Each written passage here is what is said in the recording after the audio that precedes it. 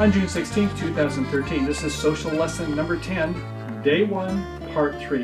Greenbridge friends, Michael here, Bridgehands, and welcome to our final episode of today's exercise on no-trump play for the declare. And this time we're going to take a look at some hands where the defender, well, when things are going well, what you're going to do. But we'll take a look from the defender's perspective and see how they can make a better observation on a winning line of play.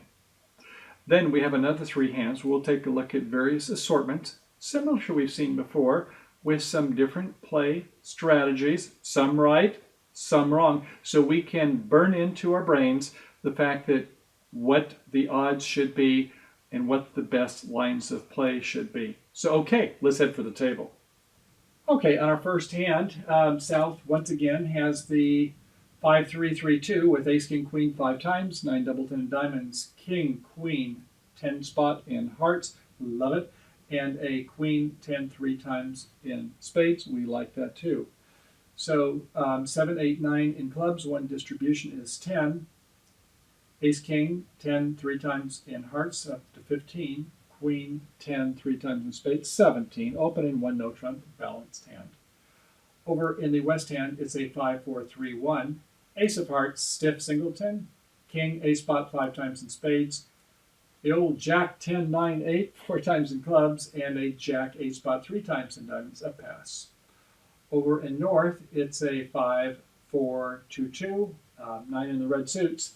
Ace, king 10, 5 times. Jack 8 spot, 4 times in hearts. 2 baby clubs and a jack 9 of spades. So bidding 2 clubs with invitational or better values. The old Stamen bid. The 5-3-3-2 this time does not have the ace of hearts, just 9 5 times. In spades, ace 3 times, 2 small clubs, queen 3 times in diamonds, a pass. 2 diamonds is the response. No, I don't have a 4-card major, a pass.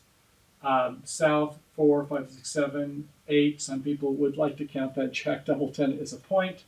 But with a 5th diamond, I suppose, whether they go 2 no trump, South will go 3, or as we've said, it's just 3 straight away. Now, focusing on the defender play, we have an outside first round of control. And when we have a short suit, it's likely they're going to try promoting that suit, aren't they? And I'm thinking that North is going to have 4 hearts because they made a Stamen bid. They would have had 5 or more. They would have made a Jacoby transfer bid. So we like that we have 2 controls here. So if our partner has a queen or an ace of spades, good things can happen because we have this way to promote the suit. So sure, we'll play our 4th best spade. We can take a look at our winners, of course, from the declarers before we go any further. We have 3 in clubs. Might promote. We have a 5-2 suit, but they have to fall 3-3, 1 in 3 chance. In diamonds, we have ace, king, 10, and we also have a 9 on the other side. We could do a finesse, but that requires both of the cards to be held by the west hand, 1 in 4 chance. It'd be okay if you could do it a second time, but it turns out the spade suit, we only have 1 stopper. Yikes, we don't have 2 stoppers this time. So bad things can happen, and we can't promote our heart suit right away. And when we do, and whoever has the ace takes it, they can continue this spade thing, perhaps. So, okay, they win the ace. They come back with a 7 of spades. Up to the king. This time there's not as much reason to duck because you have the outside ace of hearts. That's the point of this lesson. No need to probably do it there. And your partner played a 7 of spades. It looks like it's not a doubleton suit. I don't think there's 4 in South because they didn't bid 2 spades in response to the Stamen bid up there in North Hand. So, okay, we play the 3rd. Sure enough, our partner plays low, finishes a high-low doubleton. South wins it. Well, I suppose you could do the club thing or you could do the heart thing, but you could do the clubs, you're still going to be 1 trick short. So go ahead and play that heart, get it out, and if they have it, yes, they can go ahead and set us by 1. Their game, not much we can do about it. We were kind of stuck from trick 1. So that jack of spades Didn't turn out to do much for us there. No surprise. Uh, our heart could have been fine, but in this case, we just don't have enough stoppers in spades. We've only got one stopper, and with the outside entry, the ace of hearts being in the dangerous hand, well, that's it. Let's try some others, though. Gets better. Okay, our second hand in the set, hand number 5. Same hands for north-south. Fortunately, this time, West does not have the ace of hearts, but they can still do a setting line of play if they do not one, but two things right, and we'll see how they hold up. So once again, rather than leading the club, if they were to lead the spade, this time it turns out that they can set the contract. So fourth best spade, hoping the partner has a queen or the ace. Yes, they have an ace. They come back with the top of doubleton, the 7 of spades. We correctly do a duck over in the west. So far, so good. In north, you say, well, maybe I should just start seeing if I can clear the clubs with my 5-2 if they are 3-3, that 1 in 3 chance. But really, that won't give you enough anyway. You've got 1. Another 5 will give you up to 6. 2 diamonds, 8. You've still got to do the hard thing. So you're not going to really squeeze the opponents. And they've done a proper duck. You realize that. So maybe you should try something else. Maybe you should try the diamond thing. Let's take a look. Okay, so we play a club to our ace in the south hand and play maybe the 10 of diamonds and let it ride. And it wins. And over in the west, if you would have split your honors, it would have been a winning play. By playing the 8 spot, you did a losing play. You gave north-south the extra trick they were looking for. You did one thing right with ducking on the spades, but you had to do a second thing right.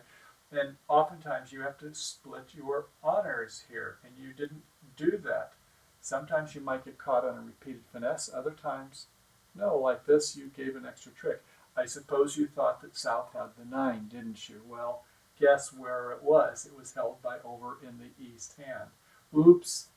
So declarers, thank you very much. Now at this point, they can go ahead and play another one, and this time play the finesse to the king.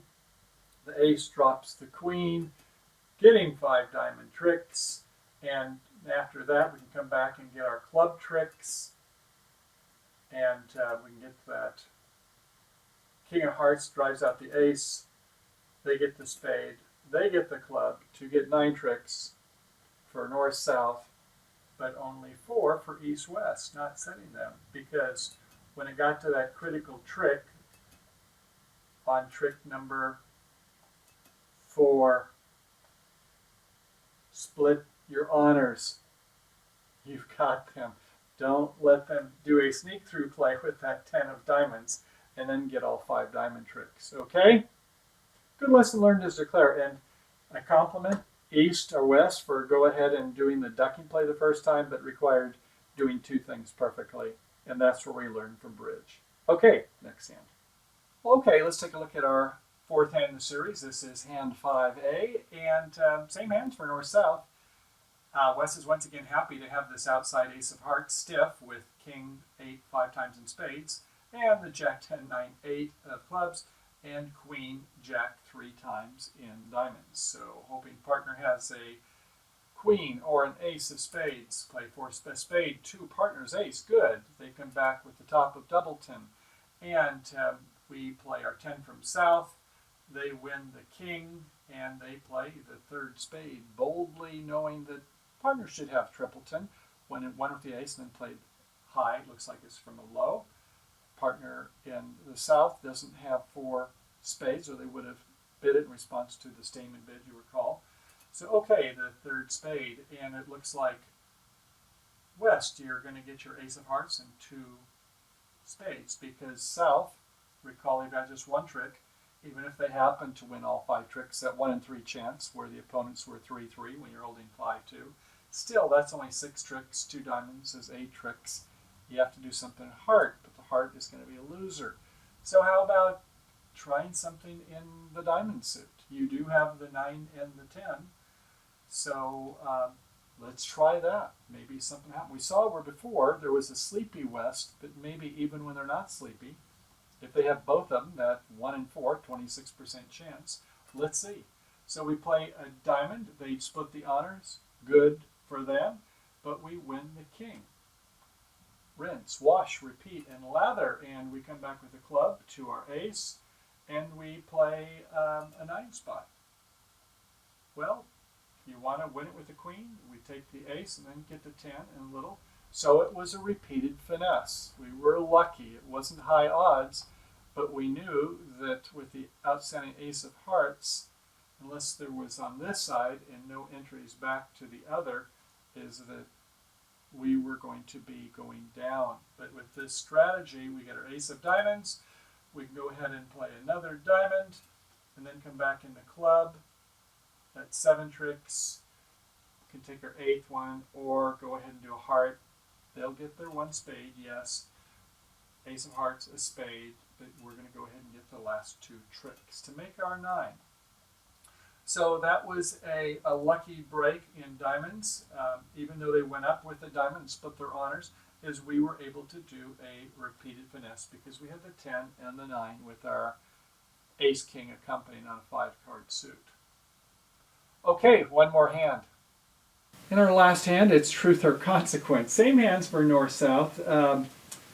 East this time has the king 8 5 times in spades, 2 small hearts, jack 10 9, missing that 8 of clubs, and jack 8 3 times in diamonds. Whereas partner over in the east hand has a 4 triple 3, aces in the major suit, 4 hearts to the ace 9, and queen 3 times again in diamonds. So the opening lead was that 4th best spade to the ace. Looks like they're going to set the declare, come back with a high from a high-low to the king. No, you should have ducked. You apparently didn't get that memo or pay attention to the bridge hands, did you?